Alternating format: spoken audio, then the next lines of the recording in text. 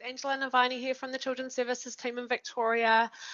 Today, I'd like to talk to you a little bit about a topic that I've been learning so much more about in this current crazy world of 2020, which is resilience. And I want to talk a little bit about how you can build your own resilience, but also how you can support others to build their resilience as well.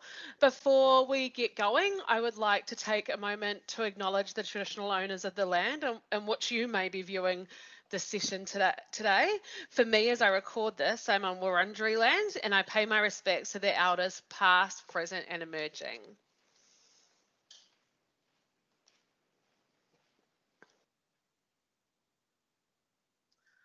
So today, as I said, we're going to be talking about resilience. Some of the things we'll be looking at: what is resilience and why is it important in times of challenge? How can I build my own resilience? The GEM qualities, how you can practice those and build resilience, and I'll explain to you further down the track what GEM stand for. Developing a growth mindset, just a little bit of a new perspective. And lastly, practice makes progress. Like, we can't just all of a sudden be resilient. Some of us will have to practice. So for today, I want to remind you that it would be beneficial to have pen and paper. There are some action tasks for you to participate in throughout the presentation. And also, because of that, you might find that pausing the presentation at times is suitable for you to make sure that you have enough time to engage with the content to your own in your own time frame. Lastly, before we keep going, there is also a think sheet that will support this presentation, that will have additional links to some great videos for you to watch, but also just some provocations and I guess capturing the key points of the session today. So let's get going.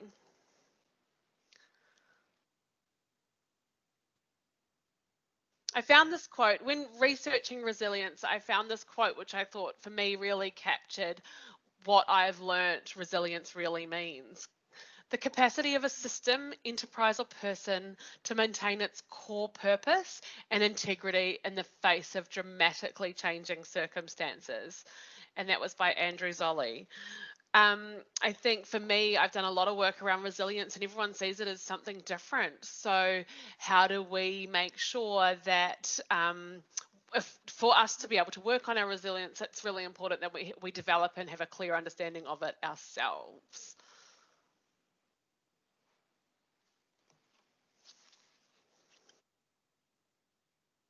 What is resilience? Resilience is believed to be the ability to bounce back through challenge and crisis. When I first started researching resilience as part of my master's work in leadership, I was trying to find information about what did this word mean. Everyone was talking about how do we be resilient, but what did it mean? And one thing that really stuck with me was a quote that said, a resilient leader is one who is able to maintain the common goal or keep sight of the common goal despite of the challenges and crises around them.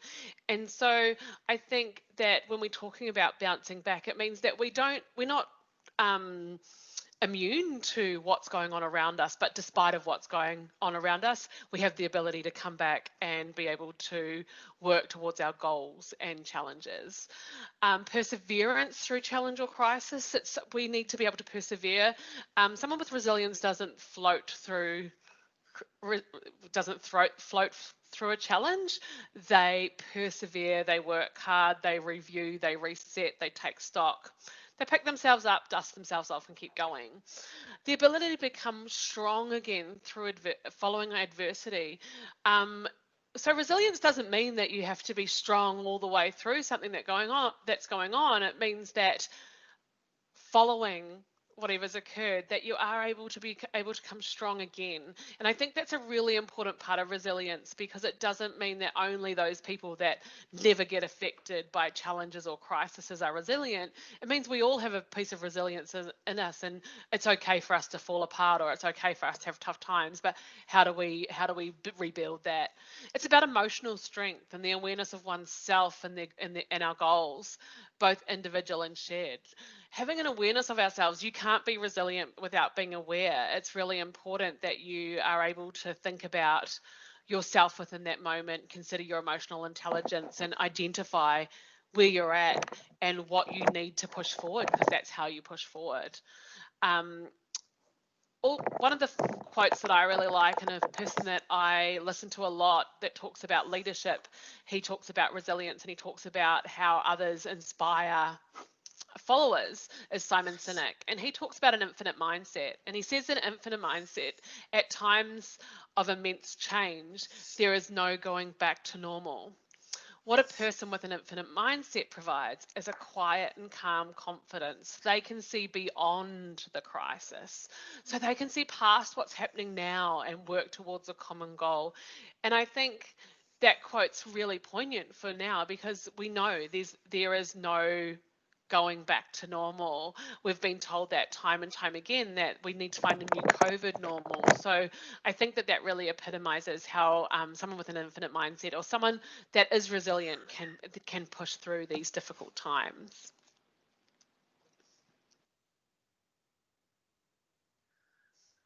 Okay, so now I want you to grab your pen and paper, and I want you to start thinking about what qualities or attributes make someone resilient. That question may seem easy, but actually, when I sat down to do that, I found it quite difficult to think about what are all the things that make what is resilience. There are a number of things that popped to mind. So what I did is I actually reached out to other people and I asked them what they thought resilience was. So now would be a really good time to pause the presentation and write down at least 5 words or attributes that you think contribute to someone being resilient.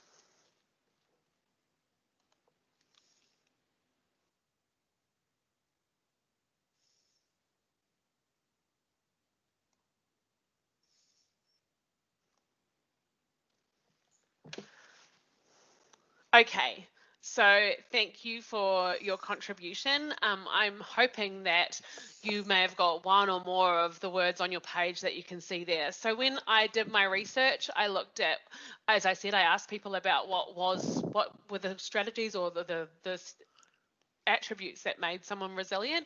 They came up with words like flexible, optimistic, looks forward. We've already talked about that. Aware of their stress. They're goal focused. So again, they have a vision. They're positive. They're open. Someone with an emotional intelligence. There's a real self-awareness of someone that's resilient. They know when they're struggling, they know when they're doing well, and they know when their influence or their behavior is impacting others. And I think that's a really important part about resilience. They have a positive attitude, they seek support, they're motivated, they're a bit of a survivor, was a word that came up. And then there's those 3 big words in the middle: mindfulness, gratitude, and empathy were really big words that came up, and we're going to talk a little bit more about those in the coming slides.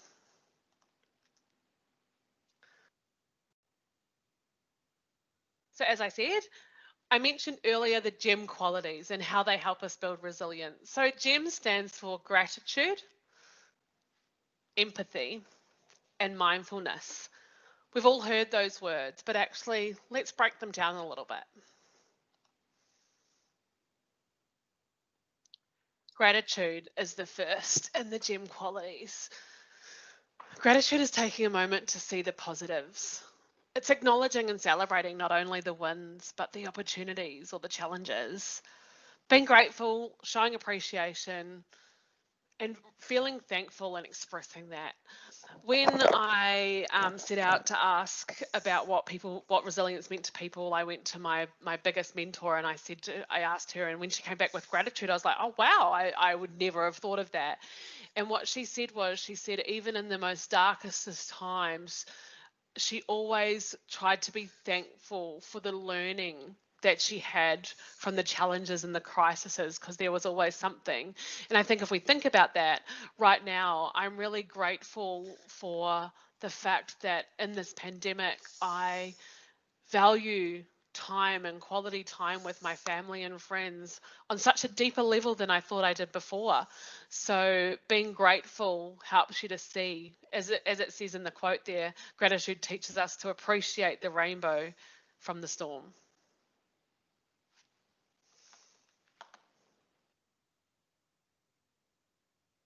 So what is empathy? Empathy is the ability to understand and share in the feelings of others, even when it's uncomfortable, to be able to be there with them and let them know that you understand what they feel. You're not there to fix what they feel, but you understand it. It's very different to sympathy. Often we get the two confused. So Brene Brown talks about empathy a lot in the work that she does, and she talks about how sympathy drives disconnection and empathy drives connection. She also talks about that sympathy tries to fix things, like saying, oh, maybe you should just look at it from a different perspective, or maybe, you just need to have a positive mindset or a positive attitude, rather than saying, I really understand and I feel that you're overwhelmed and I'm here for you. Empathy is feeling with people, not feeling sorry for people, and that can be really uncomfortable for a lot of, and really difficult for a lot of people. And empathy is a choice to be vulnerable. I referenced Simon Sinek before. He uses a really good example of empathy in the workplace. He says, what isn't empathy is when you walk into someone's office and you say, you are down on your targets for the third month in a row. We've talked about this. If you don't rectify this by the end of the quarter, I don't know what's going to happen. The same example, said from an empathy perspective, is you walk into someone's office and you say, your targets are down for the third month in a row. We've talked about this before. I'm worried about you. What's going on? I know you're capable of so much more. What's happening for you? This response means that you build trust and a willingness to be open and transparent, and for a team to be able to ask you for help in times of need, which creates a far stronger team culture. And that's why considering empathy over sympathy is very important.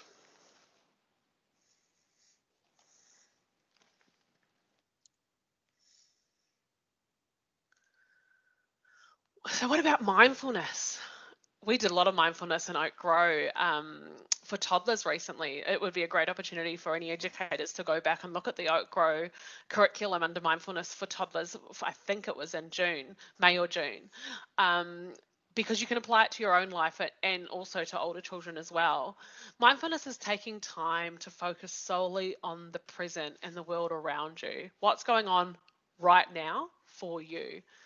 Being fully present in the moment and having a stronger sense of the world and who you are in the moment, what you feel and what you think in this moment. Mindfulness is a heightened awareness to the world around you, like listening a little bit more, noticing more. I had a great mentor and coach who taught me to a strategy, which is notice what you notice. Notice when you feel something. You don't have to do anything about it, but just notice that it's there, and wonder and be curious about why you felt that way or why you had the response you did. That's a practice of mindfulness. Noticing the feelings and presence of others is really important of mindfulness. Start with yourself first, but then really noticing when someone's behavior changes or someone's response to you is different to what you'd expected. Noticing that and talking about it is a really important practice of mindfulness. But starting off small, being in the space, being in the moment, and learning how to do it.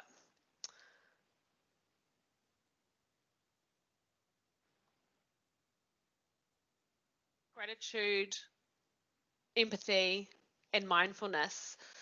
And those are three key qualities to build resilience. And the GEM qualities actually comes from the Resilience Project, which is a great book. I'll reference it in our think sheet so you can have a check that out yourself. But those things don't come naturally to everybody. You may be really good at being grateful, but not so good at empathy. So whenever we're not good at something, being resilient is something that doesn't come naturally to everyone. Some of us will be very resilient and others of us will really struggle, but we can practice. It's something that we can learn. So I've put together a little bit of an activity based on the Resilience Project work around practicing those GEM qualities. So there's a really little great quote there: who we are with ourselves is who we are with others. So practice personal first, then practice with others or your team or with the children. Encourage your colleagues to do this activity together, especially during this time when we're also challenged by the goings on around us.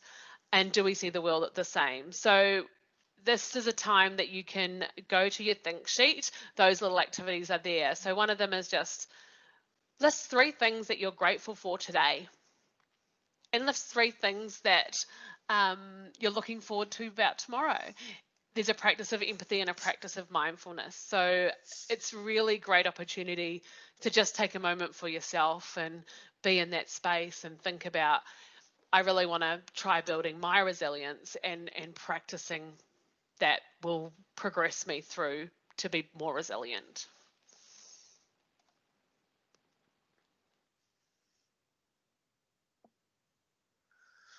So what about building children's resilience? I think this is really important to me. I feel that over time, as we have seen parenting styles change, we've gone through the helicopter parent model and way of parenting, we have seen children become less resilient, and it's becoming more and more important to develop our children's emotional well-being and social skills. So it's really valuable for children to develop those skills with resilience.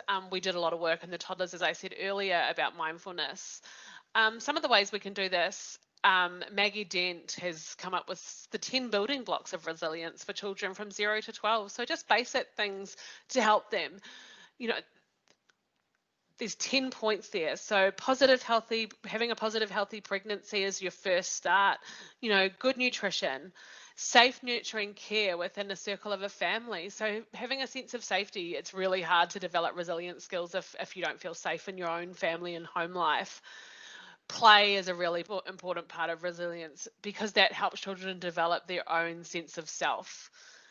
Building life skills. It's really important that children learn the realities of life, and that sometimes they will have to wait in a queue, and sometimes they won't be able to have that favorite toy.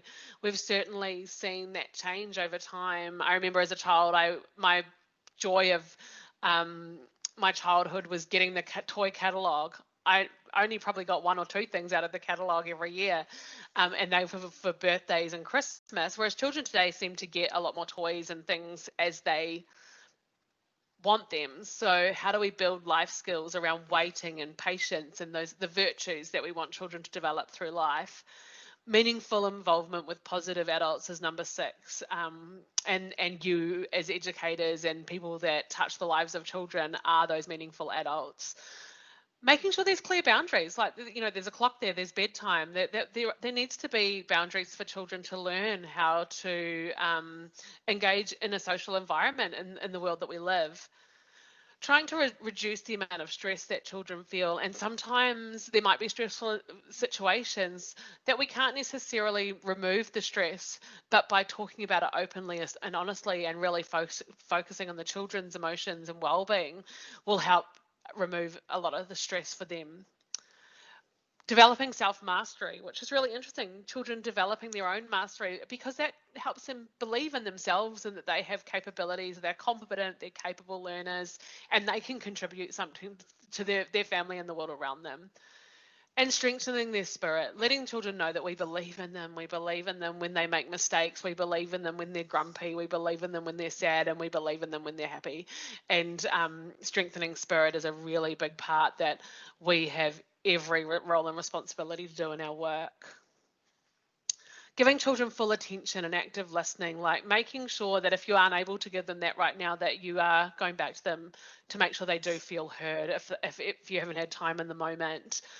There are some great blogs to follow when it comes to mindfulness. Maggie Dent's got her blog, which is Quietly Improving Lives, and Janet Lansbury's Unruffled podcast. While it doesn't actually talk about resilience, her type of specifically, her type of practice does all those 10 things and helps you to help children build their own resilience.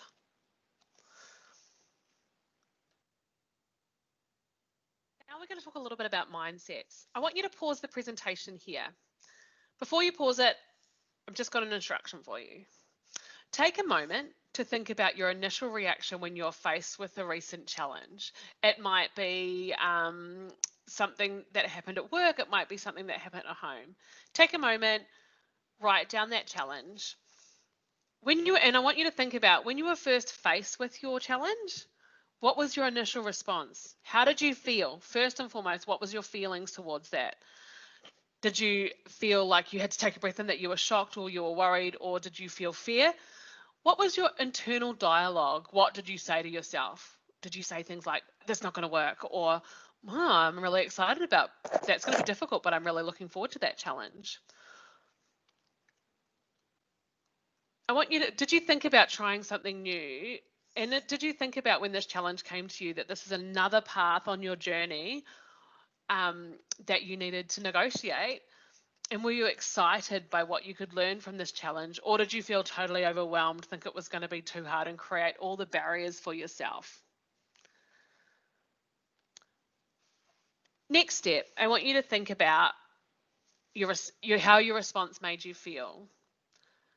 So those with a fixed mindset will feel overwhelmed, afraid, and sometimes even exhausted even before they start something. Those with a growth mindset might experience a short burst of uncertainty, that deep breath in, but will then quickly shift their thinking to the possibilities of how they will achieve or overcome this challenge. The great thing is we can actually change our mindset. Again, going back to practice makes progress. We can change our thinking. If our initial, that's why I asked you to think about how you are feeling. If your initial response was, I feel really overwhelmed, that's just going to be too hard. Here are all the issues. I think this is going to be a problem and it's just not going to work. It's okay to think that. But being aware of that's really important. That notice what you notice. Notice yourself responding to that situation, because you can learn a growth mindset. A growth mindset is about embracing challenges, persisting and facing the setbacks, seeing your efforts as a path and learning from the criticism. So what if you did feel that way? What if you did feel, oh my gosh, this is just too much? But then you took a step back and you actually said, okay, I'm going to make a plan for this, and I'm going to actually write down what my challenge is. And I'm going to think about and maybe ask for help from a team or from a mentor or from friends you trust around how I could make this challenge become a positive and what I could learn from this. But also share with your mentor, that person, your feelings of being overwhelmed or your worries and what you're thinking, because then they can support you and guide you and you can learn from their feedback to grow. So following this presentation, I'd like you, next time you get a challenge and you feel that uncomfortableness inside, to go, okay, but I'm going to try to practice a growth mindset in this scenario.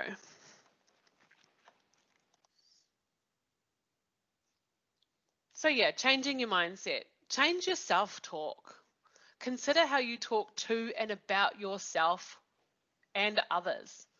If you're always saying, oh, it's just too hard, or I find that really difficult, or they'll never get there, or that child could never achieve that task, or that educator could never achieve that, or those types of words, mostly we live up to our expectations and other people's as well. So change your mindset. I really believe you can do this. I really think with a little bit of support, we can make this happen. It's a change of self-talk is often a change of view, maybe a change of mindset.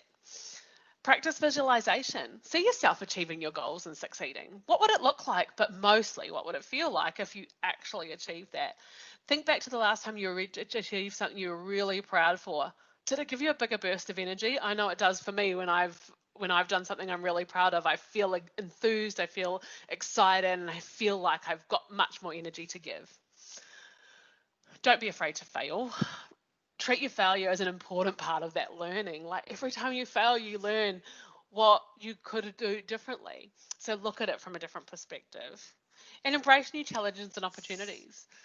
Better still, look for the opportunities rather than waiting for opportunities to come for you. Actually find them for yourself. Find that peace inside you that makes you feel a little bit uncomfortable, and actually put it on a balloon and walk around with it and say, hey, this is my discomfort that I'm really working on. Does anyone else want to share it with me? Can someone help me? Practice being brave and taking risks. Call to Courage is an amazing workshop by Brene Brown that's on Netflix. It's free, it's funny, and she just talks about being brave and being vulnerable. And I think changing a mindset, you have to be both of those things. I really love this little quote. I'm not unafraid. I'm just not willing to let it stop me anymore. And that really epitomizes mindsets, resilience, just a great little quote.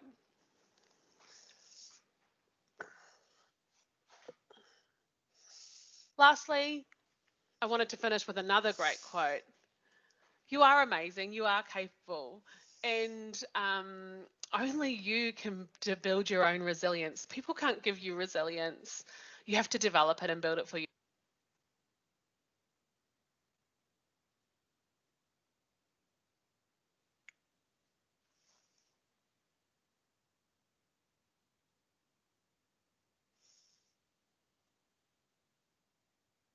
yourself. And no matter how hard you find it, even just achieving the smallest of goals and practicing those tasks is a simple way, step by step, to pick yourself up, dust yourself off, give yourself a pat on the back for everything you've achieved and move forward. She was unstoppable, not because she did not have failures or doubts, but because she continued on despite them.